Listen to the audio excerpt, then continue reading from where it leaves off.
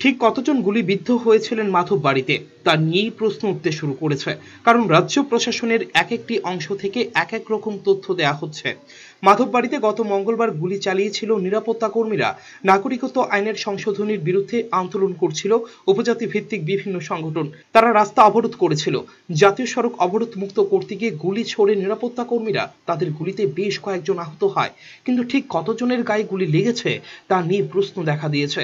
কারণ বৃহস্পতিবার সাংবাদিক সম্মেলন করে মুখ্যমন্ত্রী দাবি করেছেন ৩ জনের গায়ে গুলি লেগেছে, আর বুধবার জিবি ট্রমা সেন্টারের ইনচার্জ জানিয়েছেন ৪ জনের গায়ে বুলেট লেগেছে এবং আরেকজনের আঘাত বুলেট থেকে কিনা তা এখনো নিশ্চিত হওয়া যায়নি।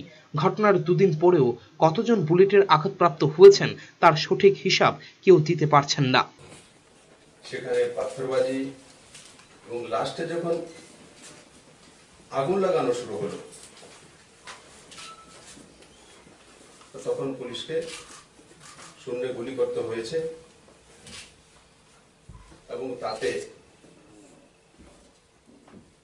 ৩ ব্যক্তি যে আগজানি করছিল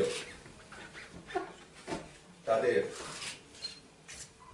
মধ্যে যারা ছিল তাদের মধ্যে ৩ ব্যক্তি গুলি লাগে। কতজন টোটাল বুলেট লেগেছে? ৪ জনের কনফার্ম,